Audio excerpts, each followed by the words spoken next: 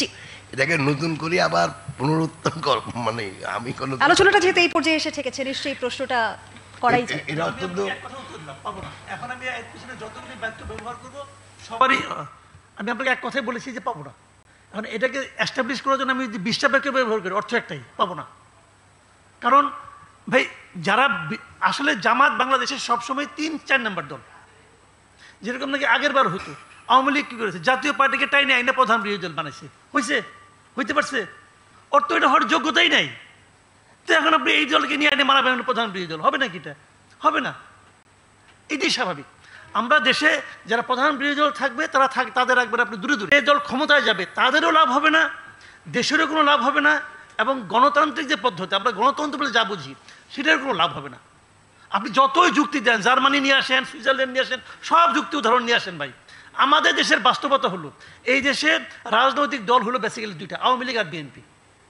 শেখ হাসিনা খারাপ ছিল, আপনি আমাকে বলেন আওয়ামী লীগের খারাপ দল, আপনি নির্বাহী আদেশে তাকে নিষিদ্ধ করছেন। নির্বাহী আদেশ আপনি দিতেই পারেন, নির্বাহী আদেশটা কে সই করছে? আপনি কে ভাই? আপনার কি গ্রহণযোগ্যতা ছিল আমাকে আপনি বলেন? আপনার কি অতীত, আপনার কি বর্তমান? ওই যে আপনার আমলনামা নিয়ে তো এক সচিব, সাবেক সচিব তো বসে আছে, সে তো বলতেছে 8টার নাম আছে, ওই 8টার মধ্যে তো আপনিও আছেন। প্রশ্নটা হলো এটা যদি আইনগতভাবে আদালতের মাধ্যমে হয়তো হোক।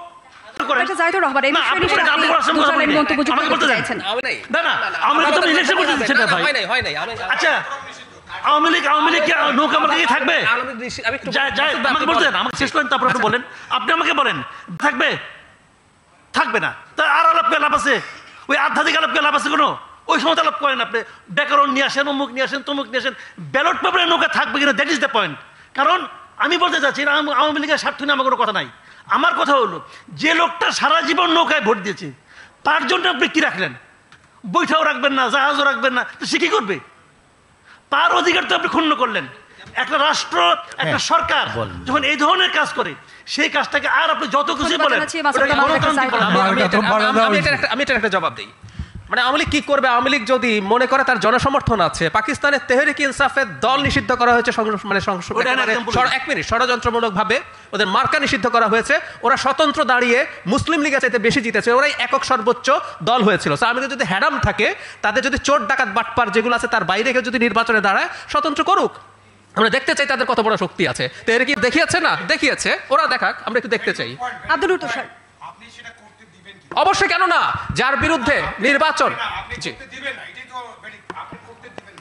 আপনি করতে দিবেন না এই জন্য যে আপনি চাইবেন না যে তারা স্বতন্ত্র দাঁড়াক। আপনি এখন আপনারা যদি আপনারা একটা কাজ করতে পারেন, রাজনৈতিক দলের একটা কাজ করেন, আপনারা ফেসিবাদ বিরোধী আন্দোলন করছেন, একটা ঐক্য ছিল না আপনাদের 5ই আগস্ট পর্যন্ত, সেই ঐক্য তো এখন একটু ভঙ্গুর অবস্থায় আছে। আপনারা নিজেরা নিজেদের বিরুদ্ধে কথা বলছেন।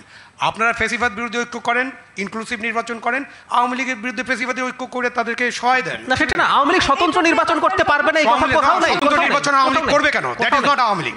আওয়ামী লীগ একটা রাজনৈতিক দল, আপনি সেটা ফেসিবাদী রাজনৈতিক দল হিসেবে আপনি আইনগতভাবে নিষিদ্ধ করেন নাই, একটা অর্ডার দিচ্ছেন, প্রশাসনিক অর্ডার, সেই অর্ডারের ভিত্তিতে তাদের কার্যক্রম নিষিদ্ধ করে রাখছেন। আপনি আওয়ামী লীগের যারা অপরাধী, যাদের বিচার হওয়া দরকার তাদের বিচার করেন, বিচারে যান। আপনি ইচ্ছে করলে আরেকটা স্বৈরাচারী আইন করতে পারেন, সেটা আমি আপনাকে বলছি, আপনাদেরকে আরেকটা স্বৈরাচারী আইন করতে, যারা বিচারের মধ্যে আছে তারাও নির্বাচন করতে পারবে না। করেন একটা স্বৈরাচারী আইন, না করবেন, আপনারা করেন, করে আপনি আওয়ামী লীগের সাথে ফেসিবাদ বিরোধী ঐক্য করেন, সবাই মিলে বিএনপির নেতৃত্বে ফেসিবাদ বিরোধী ঐক্য বা জামাতের নেতৃত্বে করেন, বা আওয়ামী লীগ তো দলই না, নির্বাচন কেন করবে? আমি তো সেটা মনে করেন, কোনো কারণ আমরা এটা আপনার ব্যক্তিগত মতামত,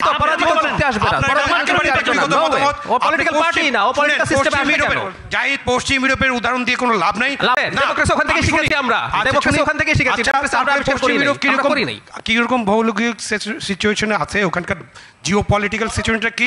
বাংলাদেশ এখন যে দলের কথা বলেছো আওয়ামী লীগের মতো দেশকে ধ্বংস করে চলে যায় নাই, বাংলাদেশে আপনি এটা করে এফডির সাথে বাংলাদেশে পশ্চিম ইউরোপের মতো নিষিদ্ধ করে আপনি পার পাবেন। এফডি হাসিনার সাথে আওয়ামী লীগের তুলনায় ফেরেশতা, তারপর ওই দল নিষিদ্ধের আলাপ আসছে। আর হাসিনার মতো একটা আটার মাফিয়া এবং তার একটা সন্ত্রাসী দল দলকে আমরা পলিটিক্যাল সিস্টেমে রাখতে বলছি। হাসিনা মাফিয়া, কোনো অসুবিধা নাই। দল অ্যাজ এ হোল জাতিসংঘের রিপোর্টে, আমি আপনাকে একটু ফর ইওর কাইন্ড ইনফরমেশন, জাতিসংঘের রিপোর্টে অনেক, জাতিসংঘের রিপোর্টে দলকে অ্যাক্সেস করা হয়েছে। জাতিসংঘের রিপোর্টে আরো অনেক কিছু আছে যেটা আপনারা বলেন না। মানে আর আমাদের বুদ্ধিজীবীদের, আমাদের সুশীল সমাজ, রাজনৈতিক নেতারা জাতিসংঘের পুরো রিপোর্ট ঠিকমতো পড়বেন না, কিছু বলবেন না। আমি পড়েছি ফর ইওর কাইন্ড ইনফরমেশন, আপনি চাইলে আপনার সাথে আমি এটা নিয়ে আলোচনা করতে পারি। এসিডিপ বিচার নিয়ে জাতিসংঘ রিপোর্টে 1500 নিহতের কথা বলা আছে।